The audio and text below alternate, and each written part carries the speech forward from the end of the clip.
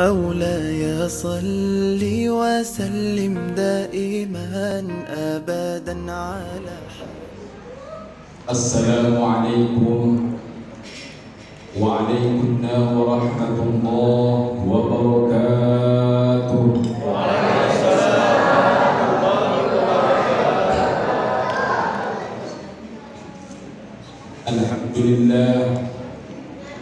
الحمد لله الذي أمرنا بالاتحاد والوفاق ونهانا عن الشقاق والنفاق،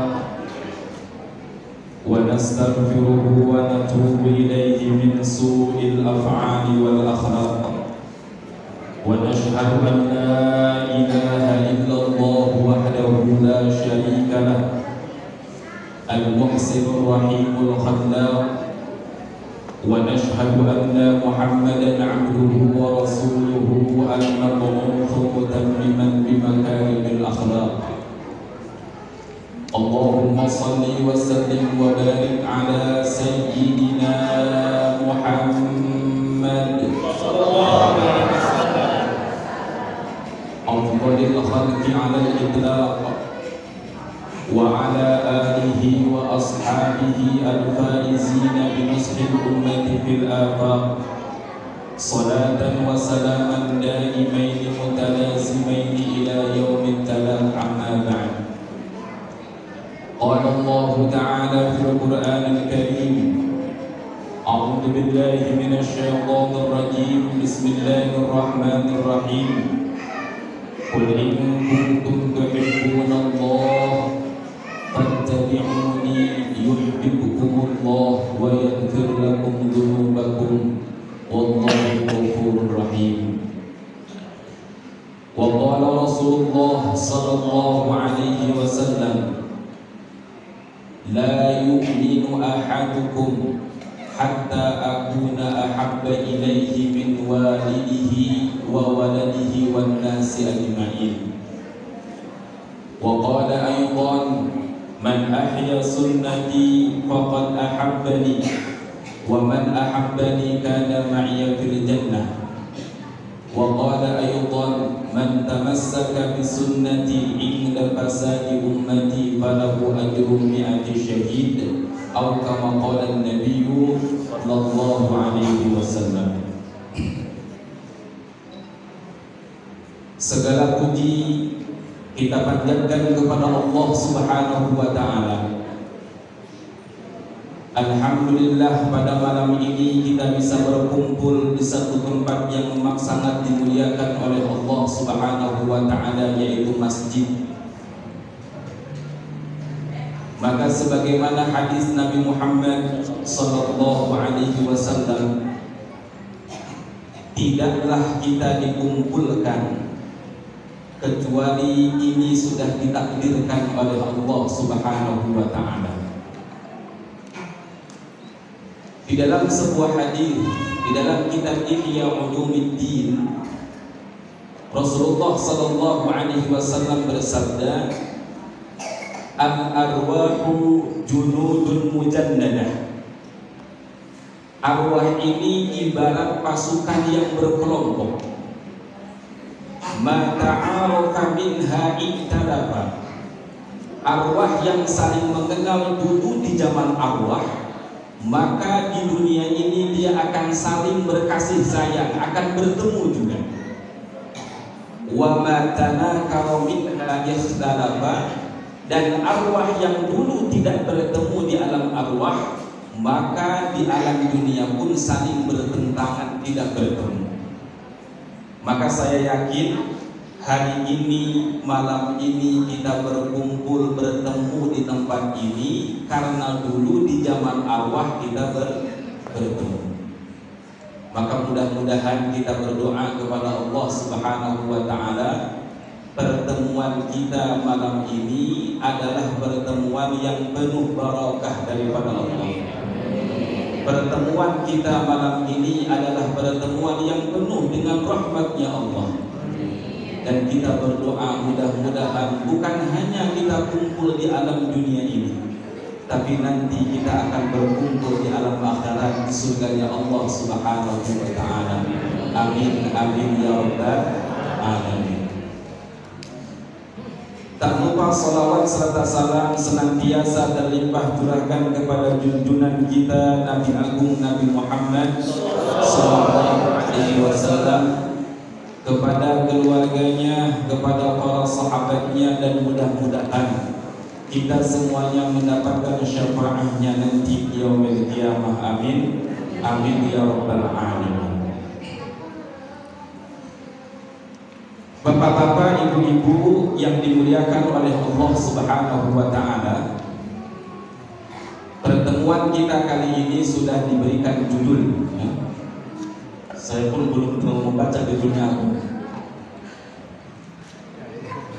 Judulnya apa?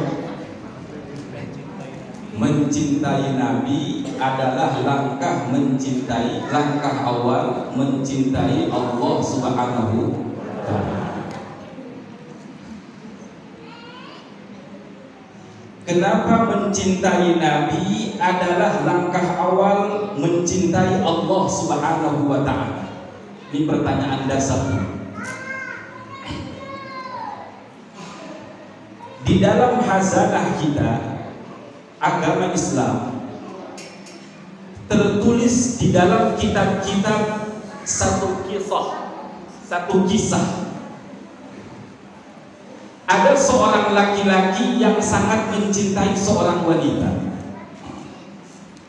sehingga saking cintanya maka akal pemuda ini menjadi seperti orang gila. Maka dalam kitab disebut Majnun Laila. Majnun ini orang gila. Laila tergila-gila terhadap Laila. Pada suatu saat Majnun Laila Qais ini ditanya oleh seseorang, "Wahai Qais, seandainya engkau diberikan dunia dan seisinya, mana yang lebih engkau sukai? Engkau diberikan dunia seisinya, ataukah engkau bertemu bercinta dengan Laila?"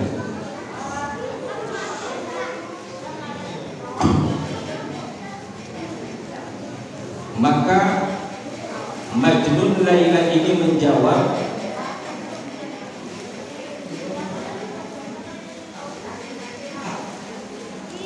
"Apa yang ada di dalam Laila, apa yang ada di dalam Laila tidak bisa dibandingkan dengan dunia dan seisinya. Bahkan sendal, debu yang ada di dalam sendalnya Laila lebih aku cintai daripada dunia dan seisinya. Kubarun min turabi ni'aliha ahabbu ila nafsi wa ma fi zawayaha." Ketimbang debu yang ada di dalam sendalnya Laila ini lebih aku cintai daripada dunia dan seisinya. Artinya, jangan kau bandingkan dunia dengan Laila, karena itu terlalu jauh. Sendal yang ada di dalam Laila, bahkan debunya yang ada di dalam sendalnya Laila, itu lebih berharga daripada dunia dan seisinya. Jadi kan perbandingannya begitu jauh. Maka kenapa mencintai Nabi menjadi langkah awal mencintai Allah Subhanahu wa taala? Karena Nabi Muhammad sallallahu alaihi wasallam adalah sosok orang yang sangat dicintai oleh Allah. Tidak ada makhluk yang lebih dicintai oleh Allah di alam dunia melebihi Nabi Muhammad sallallahu alaihi wasallam. Makanya Nabi Muhammad, kata para ulama, diciptakan oleh Allah ini paling sempurna dibanding makhluk-makhluk yang lain. Bahkan dalam sebuah hadis Rasulullah sallallahu alaihi wasallam, Allah Subhanahu wa taala berfirman dalam hadis qudsi, laulaka lama khalaqtul aflak. Seandainya bukan karena engkau Muhammad, seandainya bukan karena engkau Muhammad, lama khalaqtul aflak, sungguh aku tidak akan menciptakan dunia dan seisinya.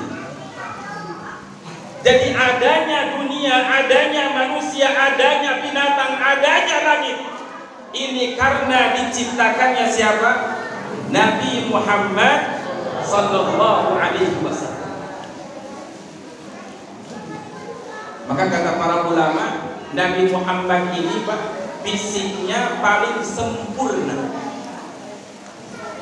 Tidak ada manusia yang fisiknya paling sempurna kecuali Nabi Muhammad sallallahu alaihi wasallam. Kemarin di Taraju Pak, ada hari santri. Taraju ini daerah saya. Kebetulan ada artis ibu kota, Ali Sakib. Tahu ibu Ali Sakib? Tahu. Itu ketika datang santri heboh semua. Padahal santri. Ini saya langsung teringat bagaimana hebohnya pembesar-pembesar para dermawan, wanita-wanita bangsawan di zaman Nabi Yusuf alaihissalam. Falamma ra'aynahu akbarnahu wa qatta'na aydiyahun. Para wanita bangsawan ketika Nabi Yusuf alaihissalam lewat, maka mereka tanpa sadar memotong tangan-tangan mereka, saking kagumnya, saking terpukunya dengan kegantengan Nabi Yusuf alaihissalam. Sementara kata para ulama, kalaulah Nabi Yusuf dengan gantengnya yang seperti itu sampai menjadikan wanita bangsawan terlena, terpukau, bahkan lupa sehingga memotong tangannya, bagaimana dengan kegantengan Nabi Muhammad sallallahu alaihi wasallam yang tidak ada manusia yang paling ganteng kecuali siapa? Nabi Muhammad sallallahu alaihi wasallam. Maka Sayyid Muhammad bin Ali al-Maliki mengatakan, seandainya Nabi Muhammad dibuka hijab wajahnya, diperlihatkan manusia bisa melihat wajah Nabi Muhammad, maka kalaulah Nabi Yusuf dengan tanpa sadar wanita itu memotong tangannya, maka orang yang melihat Nabi Muhammad dengan sadar dia akan menusuk diri. Saking gantengnya, saking hebatnya wajah Nabi Muhammad sallallahu alaihi wasallam. Man ra'ahu badihatan habba wa man khalatahu ma'rifatan ahabba. Kalau orang melihat Nabi Muhammad secara tiba-tiba, maka badannya akan gemetar. Saking hebatnya wibawa Nabi Muhammad sallallahu alaihi wasallam. Maka dalam kitab Hayatus Sahabat disebutkan, ada seorang sahabat Arab Badui melihat Nabi secara tiba-tiba, maka langsung badannya gemetar, tidak kuat.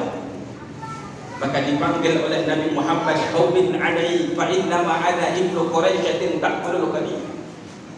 Kemarilah engkau, tenanglah engkau, sesungguhnya aku ini hanya seorang hamba Quraisy, orang Quraisy yang senang memakan dendeng. Ditenangkan hatinya oleh Nabi Muhammad sallallahu alaihi wasallam. Jadi Nabi Muhammad itu ibu tidak terlalu dikenal kegantengannya, karena Nabi Muhammad ini wajahnya seperti matahari. Nabi Yusuf dikenal kegantengannya karena Nabi Yusuf kegantengannya itu diibaratkan rembulan. Kira-kira rembulan itu bisa dinikmati atau tidak? Tanggal 14 bulan purnama kita bisa melihat rembulan atau tidak? Indah tidak? Indah. Tapi Nabi Muhammad wajahnya seperti matahari. Orang tidak bisa langsung melihat Nabi Muhammad. Maka kalau kita lihat bagaimana para ulama, para sahabat radhiyallahu anhum ajma'in yang menceritakan wajah Rasulullah, yang menceritakan hidung Rasulullah, yang menceritakan mulut Rasulullah, yang menjelaskan alis Rasulullah sallallahu alaihi wasallam adalah sahabat-sahabat yang di zaman Nabi umurnya masih kecil. Jadi di zaman Nabi itu yang bisa melihat wajah Nabi hanya anak kecil saja. Abu Bakar, Umar, semuanya tidak bisa melihat wajah Nabi Muhammad secara langsung. Wa man khalafahu ma'rifatan ahabbah. Tapi kalau orang sudah bergaul dengan Nabi Muhammad, berkumpul dengan Nabi Muhammad, mengobrol dengan Nabi Muhammad, tahu kehebatan Nabi Muhammad, maka dia akan cinta kepada Nabi Muhammad sallallahu alaihi wasallam. Jadi Nabi Muhammad itu manusia yang diciptakan oleh Allah paling sempurna. Tidak ada yang sesempurna Nabi Muhammad sallallahu alaihi wasallam. Maka dalam sebuah syair karangan Hasan bin Thabit ini sering disampaikan oleh para ulama. Wa ajmalu minka lam tara qattu aini wa ahsanu minka lam talid nisa. Khuliqta mubarra'an min kulli aibin ka'annama khuliqta kama tasha'. Wa ajmalu minka, orang yang lebih ganteng daripada engkau. Lam tara qattu aini, mataku belum pernah melihatnya. Wa ahsanu minka lam talidin nisa, orang yang lebih baik daripada engkau, maka wanita manapun tidak akan mampu melahirkan. Di dunia ini tidak akan ada manusia, ibu-ibu yang bisa melahirkan manusia seperti Nabi Muhammad. Khuliqta mubarra'an min kulli aib, engkau diciptakan terbebas dari aib, dari cacat. Tadi saya ngobrol dengan Pak DKM, Pak. Masya Allah, saya ganteng.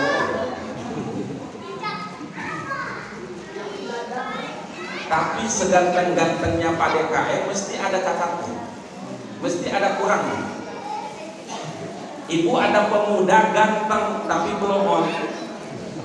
Tapi ada yang wajahnya biasa-biasa tapi pintar. Kira-kira mau jadikan mantu yang mana? Biasa-biasa. Jadi kan rata-rata yang pintar itu biasanya wajahnya itu biasa-biasa saja. Ya betul. Yang ganteng-ganteng biasanya kurang pintar. Tapi ada juga pintar, mereka ini selalu pintar. Ini Nabi Muhammad, ibu, ya ganteng, ya pintar. Bahkan kecerdasan Nabi Muhammad sallallahu alaihi wasallam, kata para ulama, ini 90% kecerdasan ada di dalam diri Nabi Muhammad sallallahu alaihi wasallam. Yang 10%-nya dibagikan oleh Allah kepada seluruh manusia. Jadi Habibi yang pintar seperti itu hanya bagian sedikit dari kepintaran yang Allah berikan kepada seluruh manusia. Bagaimana hebatnya Nabi Muhammad, bagaimana gantengnya Nabi Muhammad, bagaimana pintarnya Nabi Muhammad sallallahu alaihi wasallam. Jadi Allah cinta kepada Nabi Muhammad sehingga Nabi Muhammad diciptakan sebagai manusia yang paling sempurna, yang tidak ada sesempurna manusia melebihi Nabi Muhammad sallallahu alaihi wasallam. Kemudian yang kedua, ibu-ibu, bapak-bapak yang dimuliakan oleh Allah Subhanahu wa taala, di antara tanda cinta Allah Subhanahu wa taala kepada Nabi Muhammad, di dalam Al-Qur'an, kalau bapak-bapak, ibu-ibu membaca Al-Qur'an, osok kata Nabi Tara baca Quran itu sama dengan bisa berapa juz satu hari? Haknya Al-Qur'an itu harus ditamatkan dalam setahun minimal 2 kali. Berapa kata Ibu? 2 kali. Kalau Al-Quran tidak ditamatkan 2 kali, maka nanti di akhirat kata para ulama, Al-Quran akan berhujjah kepada kita, akan menuntut kepada kita. Jadi kalau bapak-bapak sekarang belum menamatkan Al-Quran 2 kali, Pak, sementaris, ini sudah berapa? Sementara umurnya sudah 40 tahun, ini bahaya. Makanya kata para ulama, minimal Ibu, Al-Quran itu dibaca, dianjurkan, kata guru saya, 1 hari itu 1 juz. Kalau 1 hari 1 juz, maka 30 hari 1 khotaman Al-Quran. Kalau 1 bulan 1 khotam, maka dalam setahun berapa? 12 khotam. Yang 2 untuk membayar tahun itu, yang 10 untuk membayar tahun-tahun sebelumnya. Yang di tahun itu kita tidak menamatkan Al-Quran. Insya Allah ya. Diniatkan, ditargetkan. Di dalam Al-Quranul Karim, Nabi Muhammad SAW namanya justru yang paling sedikit disebutkan oleh Allah. Berapa nama Nabi Muhammad dalam Al-Quran yang Allah sebutkan? Ada berapa kali? Bapak-bapak ada sama itu? Bapak-bapak yang sama lah? Antara macam ibu-ibu sabaraha Nabi Muhammad dina Al-Quran. Ada berapa namanya Nabi Muhammad dalam Al-Quran yang Allah sebutkan? Ada berapa? 250. Banyak sekali ibu sebutkan. Ibu bapak, dalam Al-Quran namanya Nabi Muhammad hanya Allah sebutkan 4 kali atau 5 kali. Wa ma Muhammadun illa Rasul. Muhammadur Rasulullah. Maka Muhammadun aba ahadim mir rijalikum walakin Rasulullah. Sementara namanya Nabi Musa disebutkan oleh Allah dalam Al-Quran hampir 120 lebih. Namanya Nabi Isa hampir 80 lebih. Disebutkan oleh Allah, dipanggil oleh Allah dalam Al-Quran lebih banyak dibandingkan Nabi Muhammad Sallallahu Alaihi Wasallam. Apa rahasianya? Nabi Muhammad Sallallahu Alaihi Wasallam memang oleh Allah disebutkan namanya secara langsung sedikit, tetapi di sisi lain Nabi Muhammad Sallallahu Alaihi Wasallam lebih banyak disebut oleh Allah, lebih banyak dipanggil oleh Allah dalam Al-Quran, bukan namanya secara langsung, tapi julukannya, gelarnya. Apa pelajaran yang bisa kita ambil? Gambarannya begini, ibu bapak. Kalau ibu punya anak, anaknya itu sangat dicintai oleh ibu, sangat disayang oleh ibu. Kira-kira manggilnya itu namanya langsung atau kita punya julukan kasih sayang?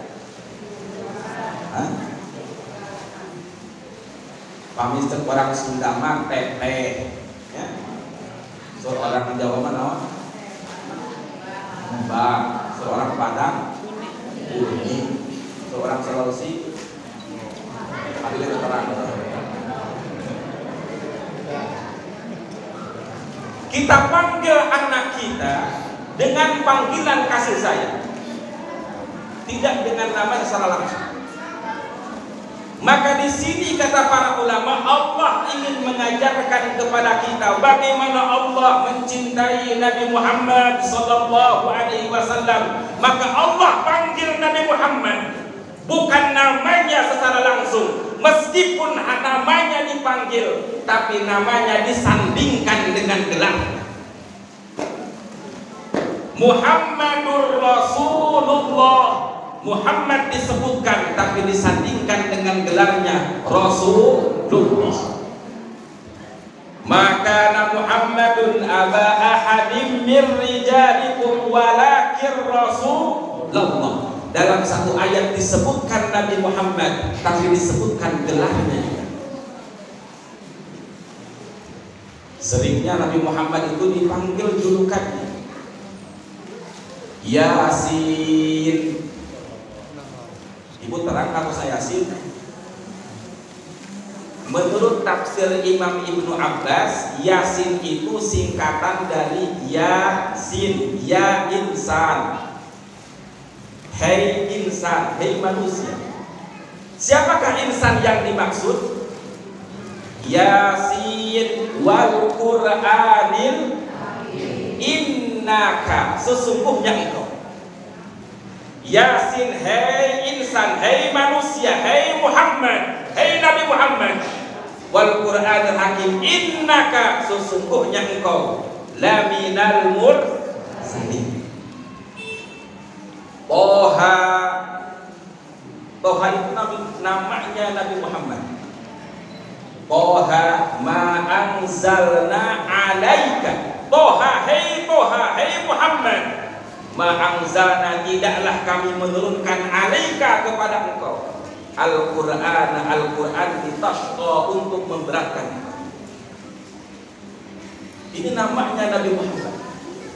Makanya ada ulama yang mengarang sholawat Badar. Sholawat Badar ini dikarang oleh ulama dari tafsirnya Imam Ibnu Abbas. Salatullah salam ala Rasul, salatullah ala Yasin. Ini Toha, Yasin itu namanya Nabi Muhammad sallallahu alaihi wasallam. Jadi Allah itu saking cinta kepada Nabi Muhammad, namanya saja jarang dipanggil dengan sebutan secara langsung. Kalau disebutkan juga ditambah dengan gelar. Makanya kenapa para ulama menyimpulkan dalam madhab Syafi'i, yang bukan madhab Syafi'i tidak usah protes, karena saya menjelaskan madhab Syafi'i saja. Dalam madhab Syafi'i, ketika sholat, ketika mengucapkan sholawat, jangan hanya menyebut namanya saja. Disunnahkan, dianjurkan Allahumma sholli ala sayyidina. Jadi para ulama itu runtut itu. Jadi tak sembarangan memfatwakan. Kenapa menyunahkan, menganjurkan Allahumma sholli ala sayyidina? Karena logikanya begini. Kira-kira bapak ini saya misalnya. Ini ada bapak misalnya. Karena Pak Ustadz Dede ini punya bapak. Bapaknya siapa namanya? Ismail. Hah? Ismail. Pak Ismail. Di sisi bapaknya doa. Ya Allah rahmati Ismail, ya Allah. Ya Allah barakahi Ismail, ya Allah. Kira-kira bapak nanti Ismail itu bakal koma. Doa itu bagus apa tidak? Bagus, tapi penyebutan Ismailnya ini yang kurang bagus. Ya Allah barakahi Ismail, ya Allah. Pasihan atas Ismail, ya Allah, misalnya. Kan kurang. Begitupun Nabi Muhammad. Masa Nabi Muhammad kita panggil Muhammad? Dan saya pun bukan bid'ah. Ana sayyidu waladi Adam wala fakhra. Aku sayyidnya Bani Adam, pimpinannya manusia, wala fakhra, tapi aku tidak sombong. Tapi di sini adalah khilaf. La yunkaru al-mukhtalafu bih wa innama yunkaru al-mujma' alaihi. Tekeng dijantenkeun bahan perpecahan atau nabi Tapi kalau nanya dalil, ini dalilnya orang-orang yang sering dalam sholatnya mengucapkan Allahumma sholli ala sayyidina.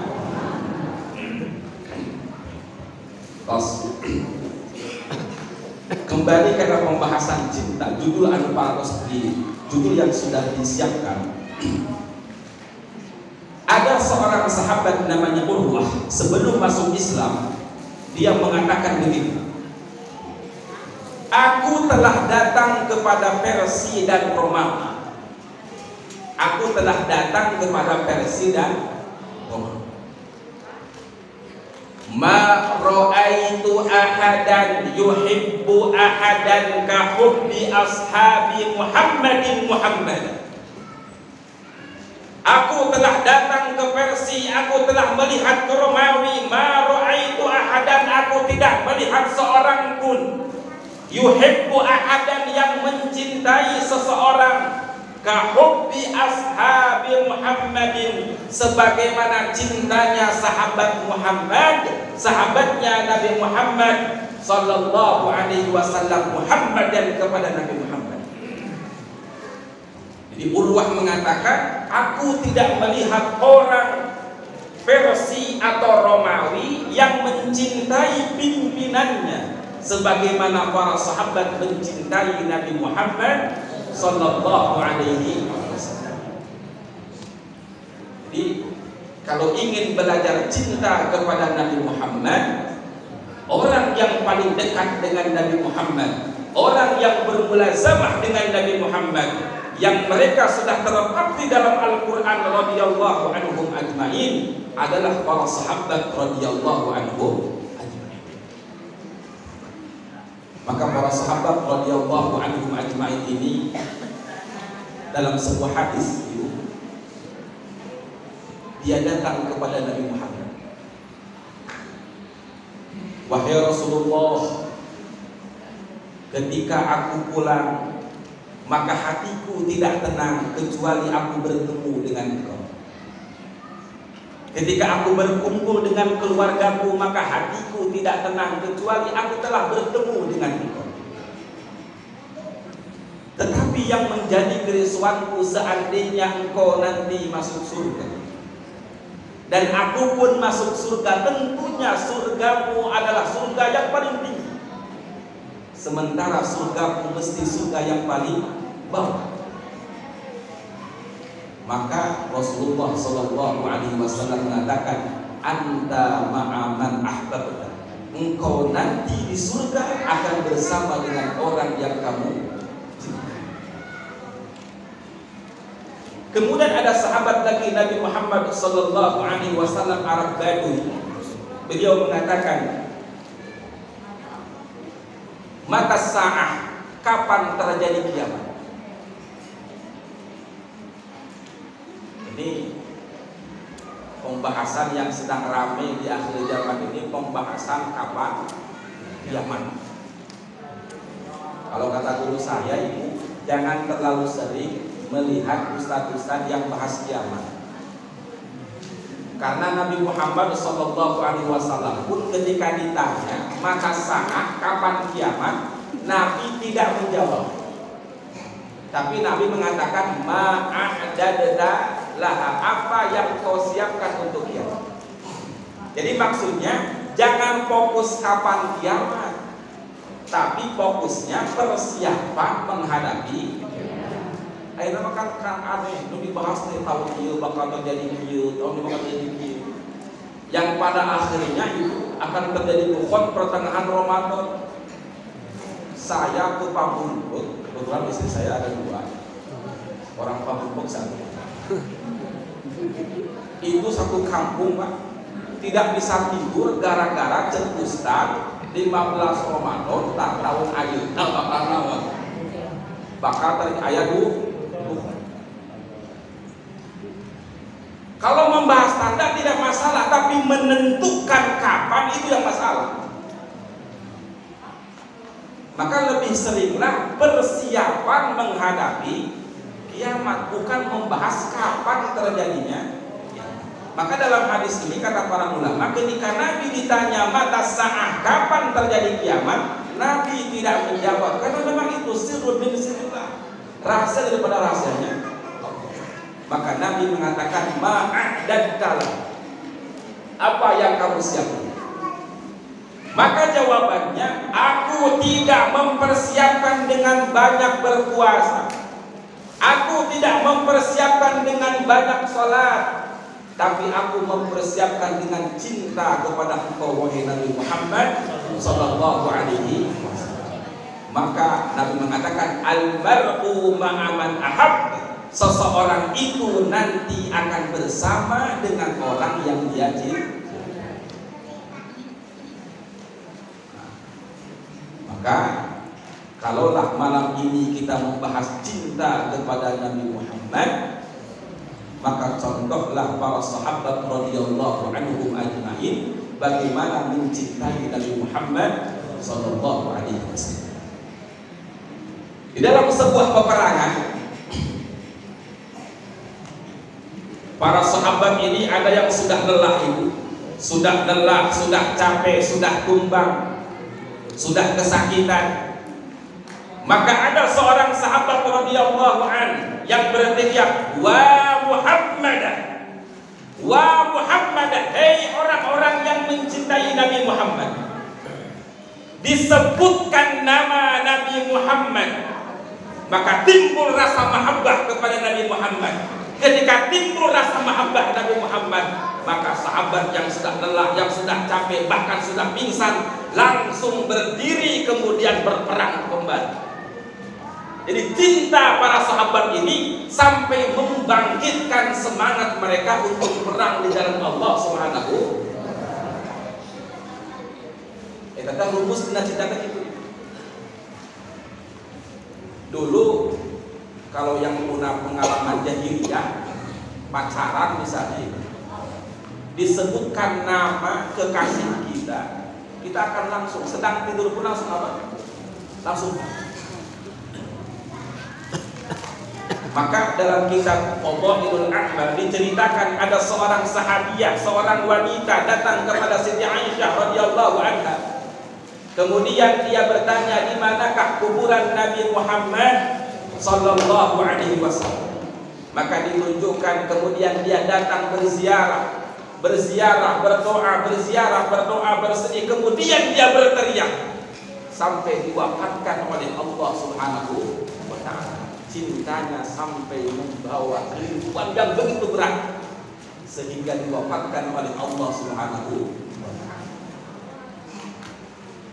Bahkan di dalam peperangan, para sahabat radhiyallahu anhum ajma'in menjadikan matanya, menjadikan tubuhnya sebagai tameng supaya pedang, supaya panah tidak sampai kepada Nabi Muhammad sallallahu alaihi wasallam.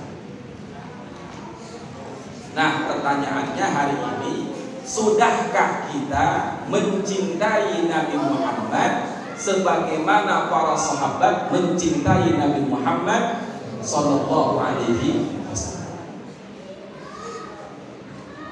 Padahal para sahabat saja, Bapak, kata Uwais Al-Qarni, para sahabat saja, Pak, yang cintanya begitu hebat kepada Nabi Muhammad, hakikatnya belum mengenal diri Nabi Muhammad yang seutuhnya. Maka Uwais Al-Qarni ketika bertemu dengan Umar bin Al-Khattab, bertemu dengan Ali radhiyallahu anhu, "Ya Umar, ya Ali, ma arafkuma an Rasulillah sallallahu alaihi wasallam illa dhil." Wahai Umar, wahai Ali, tidaklah engkau mengetahui Rasulullah hakikatnya illa dhil, kecuali hanya bayangannya saja. Bagaimana para sahabat yang bayangannya sudah mencintai Nabi Muhammad seperti itu? Bagaimana kalau dia tahu hakikat Nabi Muhammad sallallahu alaihi wasallam? Karena Nabi Muhammad ini adalah sosok yang kalau digali ratusan tahun pun tidak akan selesai. Ibu, ada sebuah hadis Rasulullah sallallahu alaihi wasallam. Jadi di zaman Nabi ini ada anak kecil namanya Abu Umair. Abu Umair ini punya burung mainan kecil. Kemudian burungnya ini meninggal. Wafat ya, burungnya tuh meninggal. Kemudian Nabi ini apa namanya itu? Kalau ada wafat tuh apa itu? Bertakziah, datang kepada Abu Umair. Kemudian Nabi berkata, Ya Aba Umair, ma fa'alan Nugair. Nama burungnya itu Nugair. Wahai Abu Umair, apa yang terjadi dengan Nugair? Ini dari satu perenggalan kata ini saja Imam Ibnu Hajar rahimahullah ta'ala mengambil faedah, mengambil hukum sampai 80 hukum. Dari satu perkataan Nabi, ya Aba Umair ma fa'alan Nugair, Imam Ibnu Hajar menggali hukum sampai 80 hukum hanya dari perkataan Nabi yang singkat seperti itu. Bagaimana dengan langkah Nabi, bagaimana dengan wajah Nabi, bagaimana dengan berjalan Nabi, bagaimana dengan perkataan Nabi yang lebih panjang lagi. Maka para ulama itu Masya Allah, semakin digali Nabi Muhammad ini tidak akan habis cerita. Maka kembali kepada cinta itu, cinta kepada Nabi Muhammad Sallallahu Alaihi Wasallam bohong kalau tidak mengikuti sunnah Nabi Muhammad Sallallahu Alaihi Wasallam. Jadi antara mahabbah dengan mutaba'ah ini sesuatu dua hal yang tidak boleh dipisahkan. Kalau hanya cinta kata para ulama kepada Nabi Muhammad tapi tidak mengikuti sunnah Nabi Muhammad, ini seperti Abu Thalib, pamannya Nabi Sallallahu Alaihi Wasallam. Abu Thalib mencintai Nabi, membela Nabi, senantiasa paling depan di hadapan Nabi. Tetapi karena tidak mengikuti Nabi, maka akhirnya dia mana? Di neraka. Meskipun nanti ulama ada yang berpendapat Abu Thalib itu Islam juga. Nanti ada perbedaan pendapat di sini. Mutaba'ah saja, mengikuti Nabi saja, tapi tanpa mahabbah kepada Nabi, tanpa cinta kepada Nabi, ini seperti orang munafik. Orang munafik itu ibu perang dengan Nabi, sholat dengan Nabi, berpuasa dengan Nabi, tapi karena dalam dirinya tidak ada mahabbah kepada Nabi, innal munafiqina fid darkil asfali minan nar. Orang munafik di dalam keraknya neraka. Jadi kata para ulama, ibu, bapak, orang munafik di zaman Nabi ini sholat dengan Nabi 3 waktu.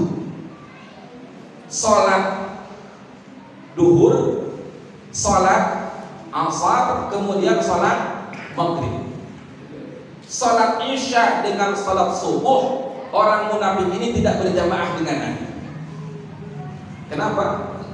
Karena anggapannya isya dengan subuh itu sedang gelap, maka Nabi tidak melihat. Maka guru saya dulu Pak ketika menerangkan bagaimana orang munafik di zaman Nabi 3 kali sholat dengan Nabi.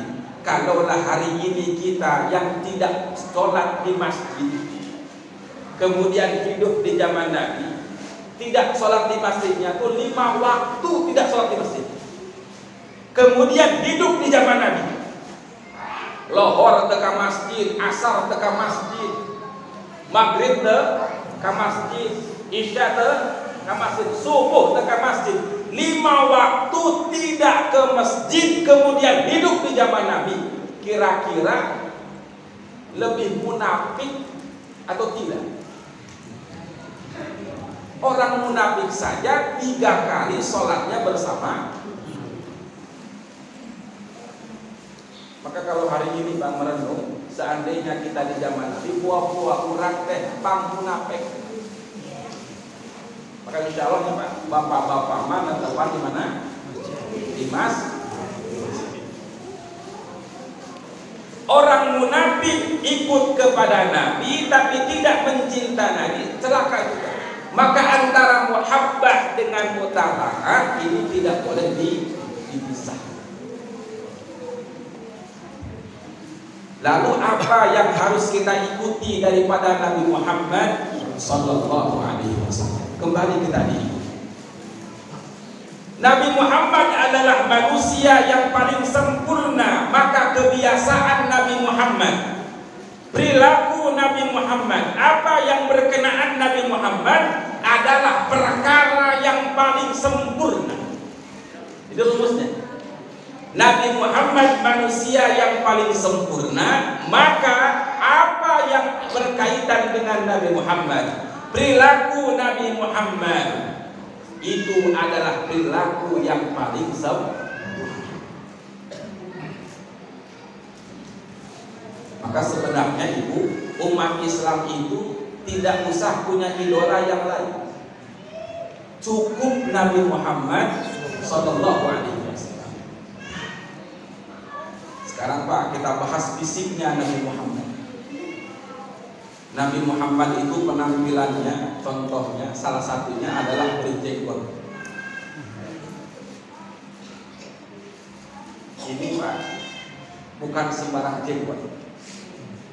Nabi Muhammad mengatakan waqful lihyah, perihalalah jenggot. Kok Pak Ustaz nggak perihal jenggot? Kami mah terjadi Pak.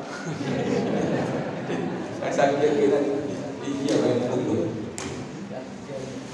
Ini nggak usah tersinggung Pak orang-orang yang tidak berjenggot. Ini menerangkan bagaimana kehebatan sunnah Nabi Muhammad Sallallahu Alaihi Wasallam. Sekarang penelitian di Jerman sana, orang yang berjenggot dengan orang yang tidak berjenggot, orang berjenggot ini Pak 3 kali imunitas tubuhnya lebih kuat daripada orang yang tidak berjenggot. Jadi mun kamari musim COVID salah nama cukup non panjang ke.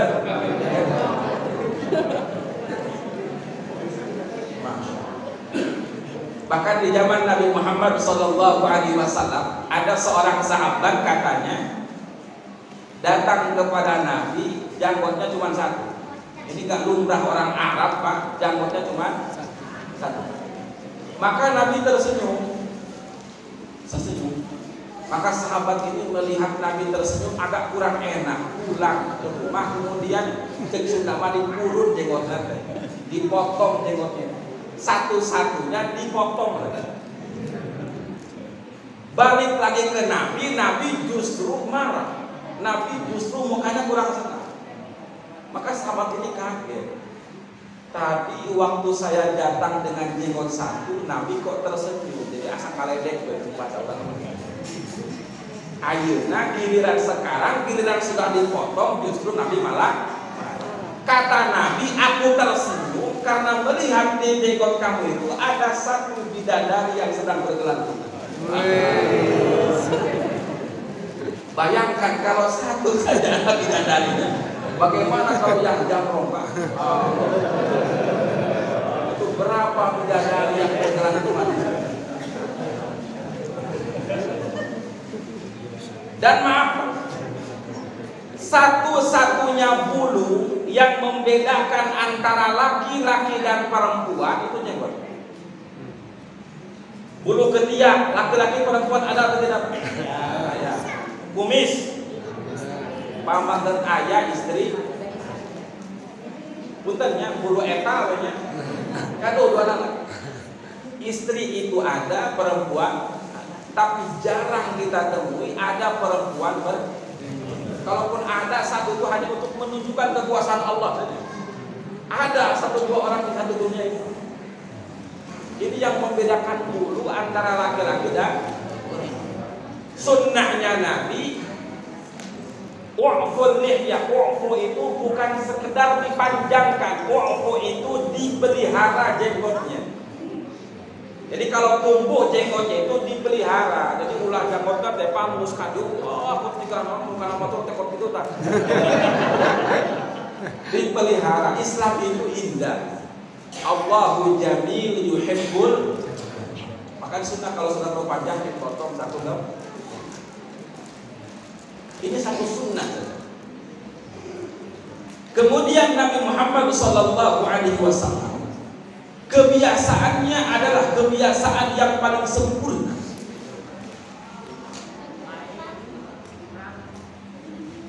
Menurut ahli kesehatan Bapak, Ibu, kenapa hari ini banyak penyakit?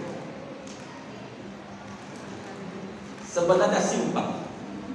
banyak penyakit ini karena umat Islam jauh daripada sunnah Nabi Muhammad Sallallahu Alaihi Wasallam. Satu kasus dalam makan saja, kita ini jauh daripada sunnah Nabi Muhammad Sallallahu Alaihi Wasallam. Sunnah Nabi kalau makan, makanlah ketika lapar, berhenti sebelum, ingat, bukan ketika sudah kenyang, tapi sebelum kenyang. Ada sebelum satu acara belum kenyang, ini sunnah Nabi. Jadi sebenarnya Pak, tidak ada aturan harus 3 kali makan, 2 kali makan, tidak. Makan itu ketika lapar. Saya pernah baca dalam satu kitab, tapi saya lupa kitabnya.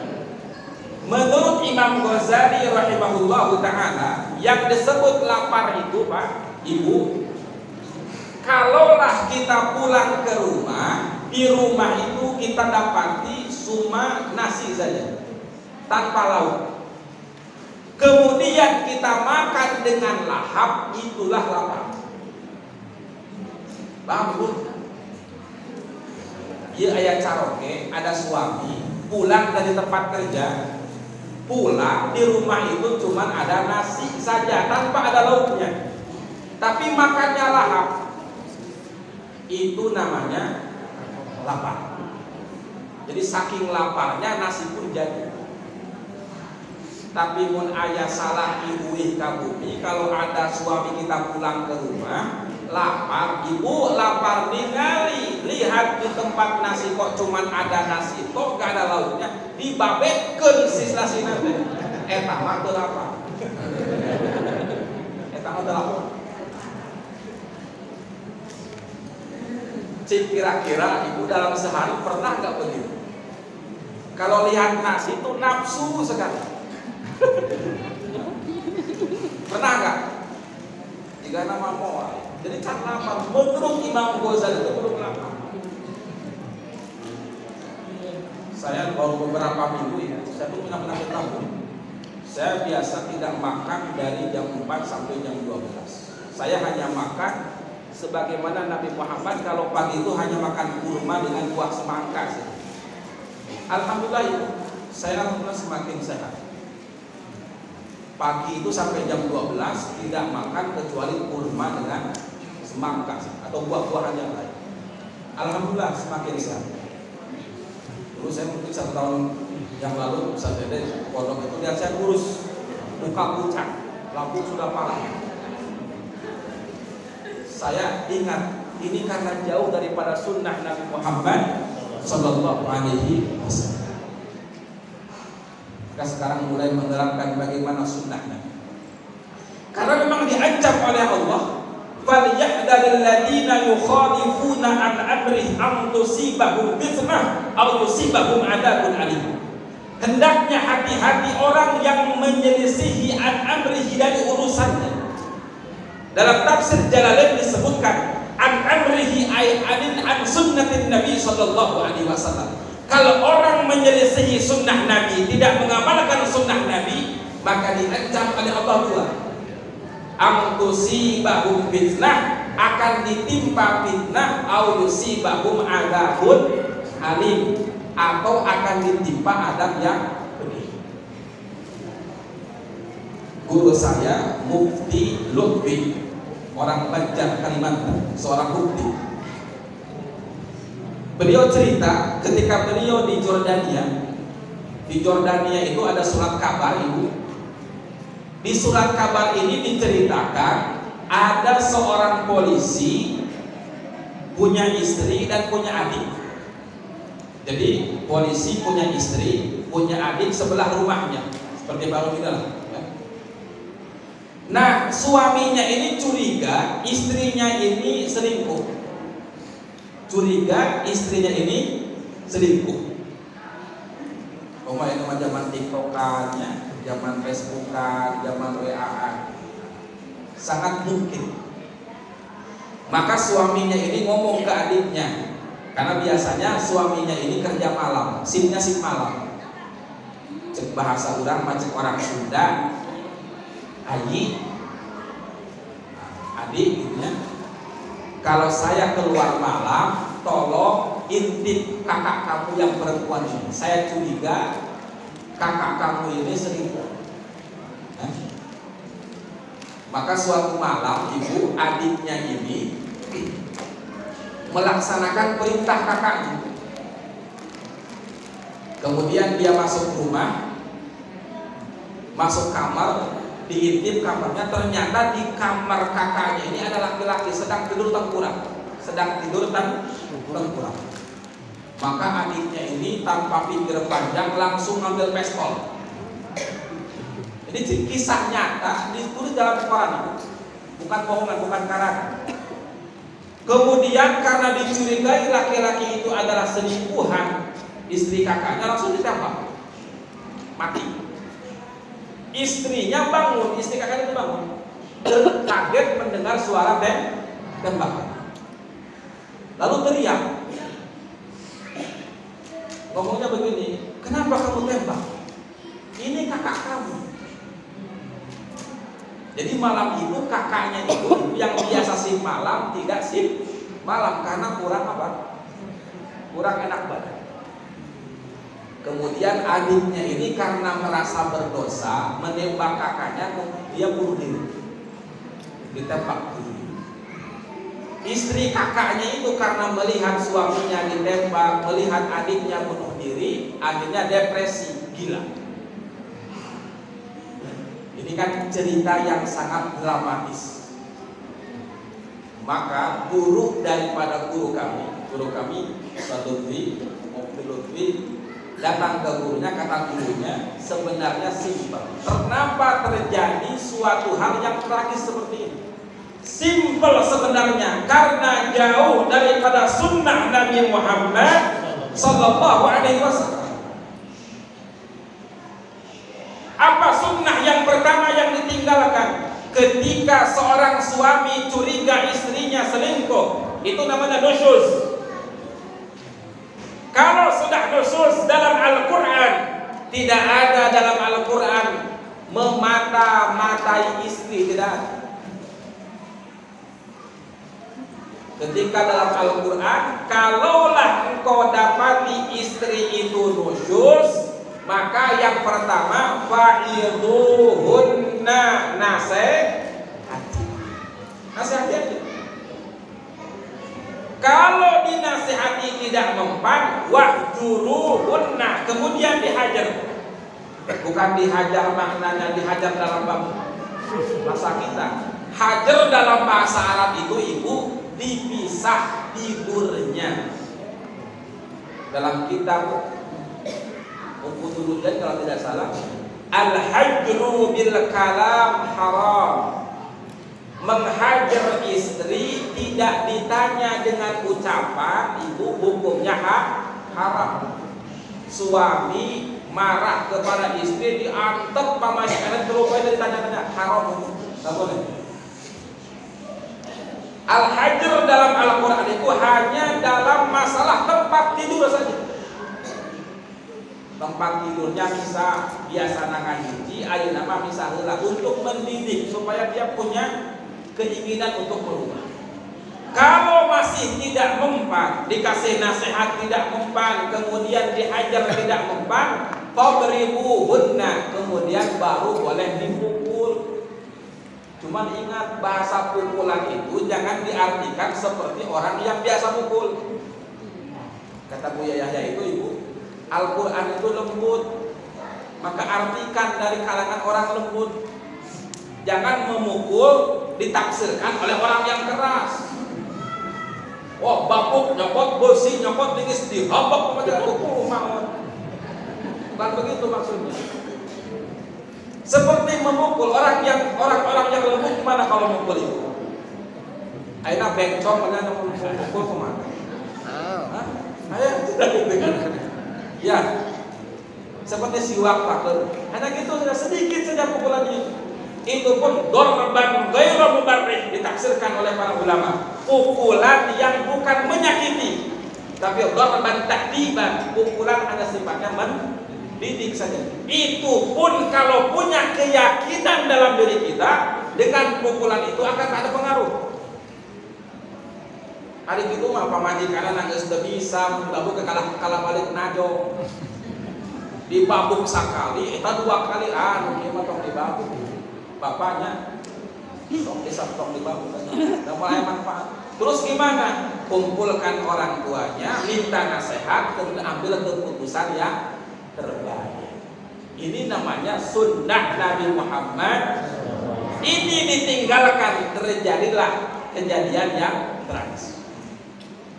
Sunnah kedua yang ditinggalkan sehingga terjadi kisah yang tragis ini, yang kedua, masuk rumah tanpa salam.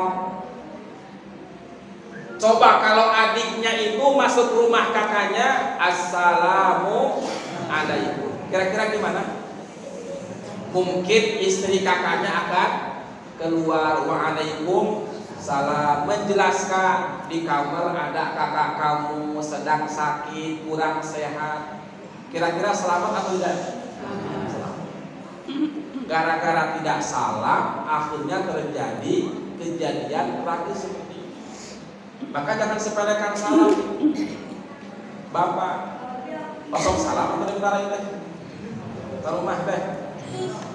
Sakalina salam, sugan teh tamu. Aku bakal tara di kamar ini. Usahakan salam, assalamu. Kalau tidak ada orang, assalamu alaikum wa alaina ibadillahis sholihin. Bahkan saya punya sanad kepada Gus Nazi. Gus Naji ini putra Mbah Maimun Zubair. Mbah Maimun Zubair itu menganjurkan setiap masuk rumah usahakan baca ayatul kursi. Kalau bisa baca surat Al-Ikhlas. Insya Allah rizkinya akan dimudahkan oleh Allah Subhanahu. Lillah artinya memang lillah, itu pengorbanan itu.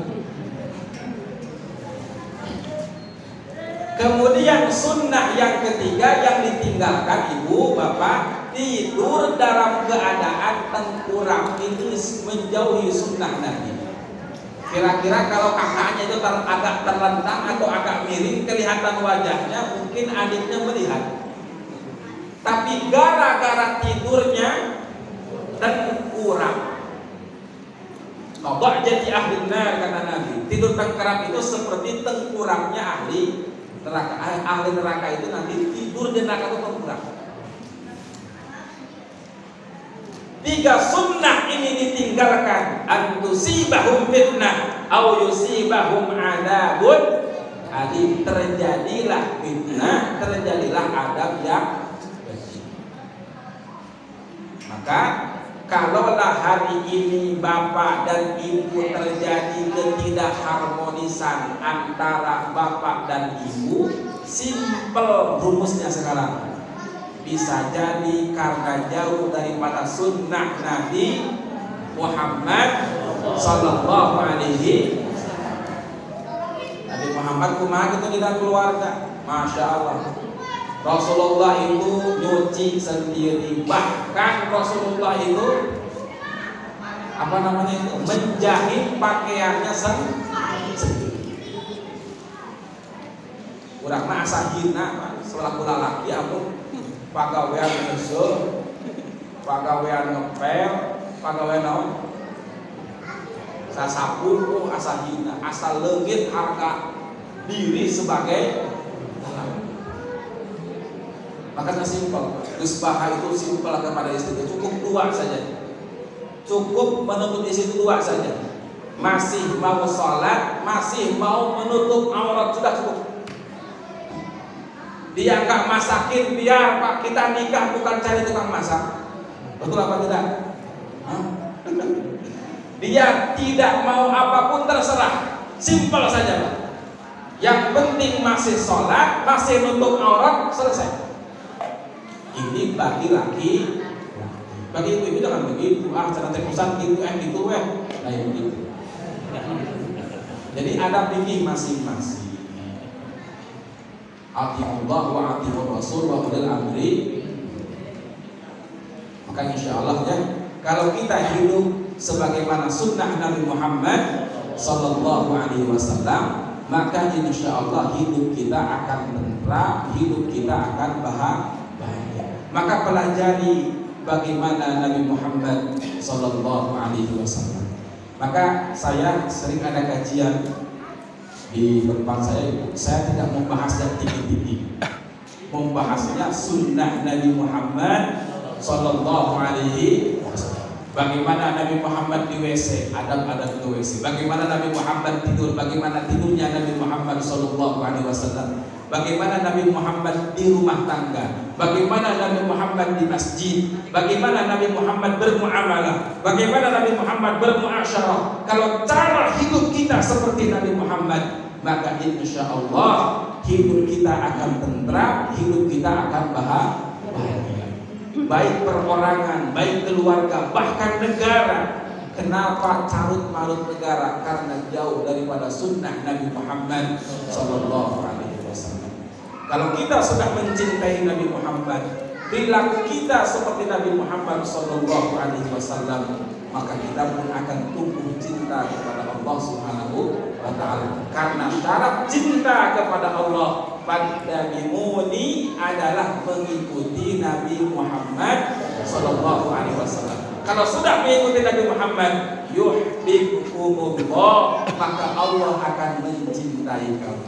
Kalau engkau sudah dicintai oleh Allah, apapun keinginan engkau, apapun maunya engkau akan diberikan oleh Allah Subhanahu wa Ta'ala. Maka insya Allah mudah-mudahan uraian yang singkat ini manfaat untuk semuanya. Kemudian lebih lagi bisa menanamkan cinta kita kepada Nabi Muhammad Sallallahu Alaihi Wasallam. Wabillahi taufiq wal hidayah. Assalamualaikum warahmatullahi wabarakatuh.